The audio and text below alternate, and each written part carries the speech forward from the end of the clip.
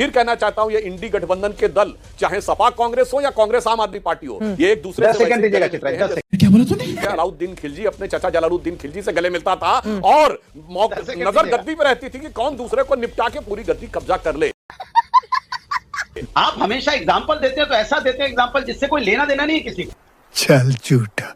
ये अलाउद्दीन जलाउद्दीन भूल जाइए आप, रोज हर डिबेट में जलाउद्दीन खिलजी ले आते हैं। अरे भैया वो जमाना चला गया। कहना क्या चाहते हो? बिल्कुल आज के जमाने में इतिहास की बात क्यों करना। तो भदौरिया जी आगरा में म्यूजियम बनवाकर 2013 में अखिलेश यादव जी उसका नाम मुगल म्यूजियम काहे रखे थे भाई? दोस्तों अभी आम आदमी पार्टी की जो चुनाव की तैयारी है दिल्ली इलेक्शन की, वो तैयारी शुरू हो चुकी है और उसी के साथ बीजेपी और कांग्रेस की भी तैयारी शुरू हो चुकी है। और यहीं पर अपने एंट्री हो गई है टोटी बेगा की, यानी कि अखिलेश यादव, जिन्होंने आम आदमी पार्टी को अपना समर्थन खुले तौर पर दे दिया है। और यहीं पर कांग्रेस जो यूपी में साथ साथ लड़ रहे थे आम आदमी पार्टी, वो दोनों आम आदमी पार्टी और कांग्रेस दोनों अलग हो गए हैं। और यहीं पर सुधांशु त्रिवेदी से डिबेट करने आ रहा है अनुराग भदौरिया, तो वो इसी टॉपिक पर डिबेट करने वाले हैं। तो सुधांशु त्रिवेदी जो अनुराग भदौरिया की बेइज्जती करते हैं वो काफी देखने लायक है और आप इस वीडियो में देखते हैं। चलिए शुरू।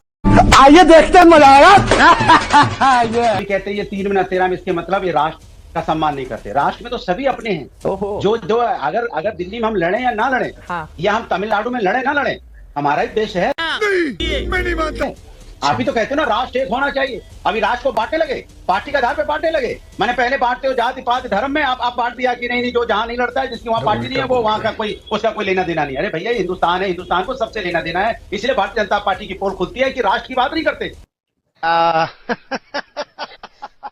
Are you comedy me? ये सत्ता की बात करते, देखा आपने, तुरंत सत्ता पे आगे करे। आपका वहां कोई लेना देना नहीं तो क्यों बोल रहे? ऐसा लगता है दिल्ली में भारतीय जनता पार्टी का कोई लेना देना नहीं है। अरे भाई आधे ज्यादा सरकार तो आपकी है दिल्ली में। मान लिया आम आदमी पार्टी कुछ नहीं किया तो आपने क्यों नहीं किया? भाई आप तो जब यहाँ चुनाव लड़ते हो ना लोकसभा का, तो कहते हो ना चिल्ला चिल्ला के हम आएंगे तो प्रत्येक साल 2 करोड़ रोजगार देंगे। तो दिल्ली भी उसमें आता था। ऐसा नहीं कि दिल्ली नहीं आता था, दिल्ली भी आता था। कितना दिया आपने?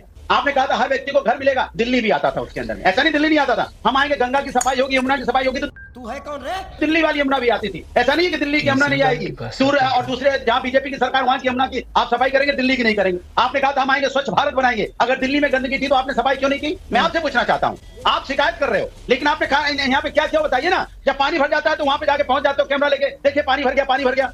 वाह बेटा, तुम गू खा के ही मानोगे।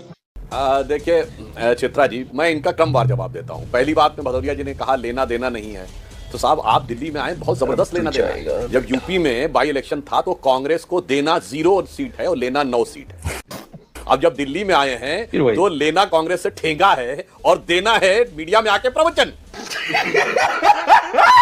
गजब का लेना देना है आपका, बहुत बेहतर समझ में आता है। और आपने जो बात कही कि सांसद होने के नाते, हाँ बिल्कुल कहते हैं, तो आपके 37 सांसद हैं उत्तर प्रदेश में, तो सड़कें बनवाना 37 सांसदों का काम है। नहीं, मुझे मजाक नहीं उड़वाना अपनी चीज का, मैं नहीं बताऊंगा। उन 37 सांसदों के क्षेत्र में आके कहेंगे कि जल का भराव और ये करना सब उसका काम है। महोदय ये भी ध्यान रखना चाहिए कि आप कहां कहां सत्ता में हैं, कहां कहां आपके सांसद हैं। मगर एक बात मैं बताना चाहता हूं चित्रा जी, इन्होंने सांसदों की बात याद दिलाई, तो अगर आम आदमी पार्टी ने ये रिकॉर्ड बनाया है कि सबसे प्रचंड बहुमत विधानसभा में पाया है, तो एक ऐसा भी रिकॉर्ड बनाया है कि जिस राज्य में उसकी सत्ता है वहां से 0 सांसद की हैट्रिक बनाई है। आपको कोई ऐसी पार्टी नहीं मिलेगी कि जिसकी प्रचंड बहुमत की सरकार राज्य में हो और एक भी सांसद उनका दिल्ली से ना हो।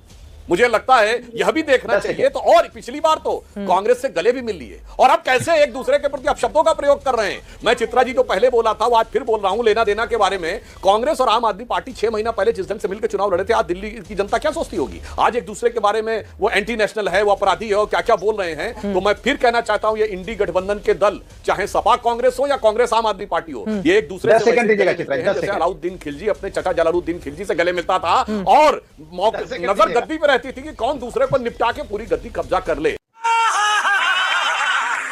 और उनके दिल के भाव अब उभर के सामने आने लगे एक दूसरे के। बोलिए 10 सेकंड अनुराग जी। 10 सेकंड। देखिए एक तो मैं तो सुधांशु जी से मैंने आदर पर रिक्वेस्ट करूंगा। ये अलाउद्दीन जलाउद्दीन भूल जाइए आप, रोज हर डिबेट में जलाउद्दीन खिलजी ले आते हैं। अरे भैया वो जमाना चला गया। आज के देश में स्वतंत्र भारत है ये, और स्वतंत्र भारत में स्वतंत्र बातें कीजिए जो अच्छा लगेगा। वाह क्या एक्टिंग कर रहा है। आप हमेशा एग्जाम्पल देते हैं तो ऐसा देते हैं एग्जाम्पल जिससे कोई लेना देना नहीं है किसी को। फिर मैं आपसे कहूंगा सुधांशु जी, दिल्ली आप ही सरकार में है, दिल्ली में, और आपकी जिम्मेदारी बनती है आप शिकायती कैरेक्टर छोड़िए, इस तरह का जो आपका दूसरों को बुराई करने का कैरेक्टर है भारतीय जनता पार्टी की सरकार का छोड़िए। आप जनता के बारे में सकारात्मक बातें कीजिए। आपने क्या किया दिल्ली के लिए वो बताइए। आप 5 काम गिनाइए दिल्ली के लिए जो आपने क्या हो, जो दिल्ली जिसकी वजह से दिल्ली को परेशानियों से दूर हुए, जनता को फायदा मिला। सुधांशु जी उनकी बातों पर जवाब दीजिए। और मैं दर्शकों को बता दूं कि दिल्ली में आम आदमी पार्टी को समाजवादी पार्टी सपोर्ट कर रही है। और केजरीवाल के साथ मंच पर नजर आए थे अखिलेश यादव, और उन्होंने जमकर उनके कामकाज की तारीफ भी की थी। कांग्रेस के साथ यहां पर नहीं है सपा। देखिए फिर इनका क्रमवार जवाब देता हूं। भदौरिया जी की बात का क्रमवार जवाब देते हैं। बिल्कुल, आज के जमाने में इतिहास की बात क्यों करना। तो भदौरिया जी आगरा में म्यूजियम बनवाकर 2013 में अखिलेश यादव जी उसका नाम मुगल म्यूजियम काहे रखे थे भाई? रखा था काहे रखे थे 2013 में? और आपकी पार्टी के एडवोकेट जनरल थे जफर याब जिलानी, जो उत्तर प्रदेश की सपा की सरकार के एडवोकेट जनरल थे, और उसके बाद वो बाबरी मस्जिद एक्शन कमेटी के लिए आप अपियर होते थे। सपा की सरकार का एडवोकेट जनरल मेरे भाई। अब बोलने से पहले खुद देख लिया करो प्रभु, खुद देख लिया करो। अरे आपको याद दिलाया, आपने जिंदा रखा। आप अब फिर भी क्यों बोलने लगे? पता है बेटा, अनकंफर्टेबल क्वेश्चन आता है महोदय, तो आपके साथ यही होता है।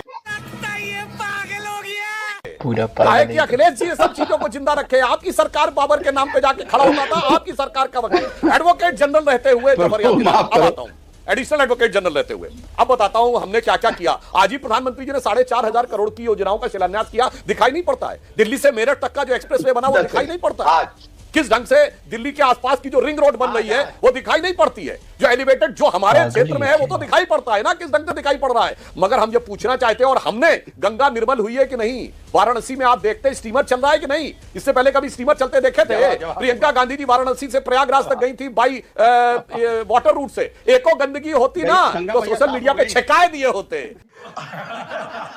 भैया जी आप तो पर कुछ नहीं दिखा। इसलिए समझ में आता है। इसीलिए मैं आपसे कहना चाहता हूं, बोलने से पहले अपने गिरेबान में झांक की बातों को भी याद रखना थोड़ा चाहिए। लेकिन बीजेपी के लिए ये दर्द वाली बात तो है ना कि सीएम का कोई चेहरा नहीं है जिसको लेकर बार बार वो आपको घेरते हैं।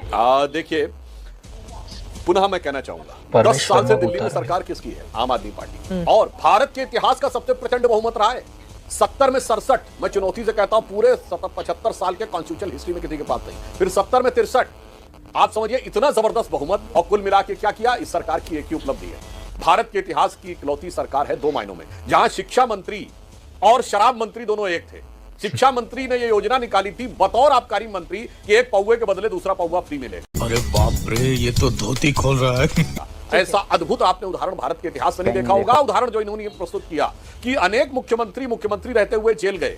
लालू प्रसाद यादव जी ने भी 1997 में जेल गए, तब हमारी सरकार नहीं थी, और मोदी जी और अमित शाह जी का कहीं उस समय सत्ता की राजनीति में नाम भी नहीं था। अब मैं बताना चाहता हूं, कम से कम इतनी मर्यादा तो रखी कि उन्होंने इस्तीफा दे दिया। ये भारत के इतिहास के पहले सीएम बने जिन्होंने जेल में रह के मुख्यमंत्री पद से इस्तीफा नहीं दिया। और आप देखिए नाटक, देखिए बाहर निकल के इस्तीफा दे दिया।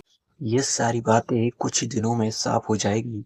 जब दिल्ली इलेक्शन का रिजल्ट आएगा तो उसमें पता चलेगा कि दिल्ली की जनता ने अगली बार झाड़ू को वापस लाया है या झाड़ू को साफ कर दिया है। तो आगे ऐसी और डिबेट देखते रहेंगे। तो आपको ये वीडियो कैसा लगा? अगर वीडियो अच्छा लगा तो वीडियो को लाइक और चैनल को सब्सक्राइब कर दे, और कमेंट में जय श्री राम जरूर से लिखते हैं।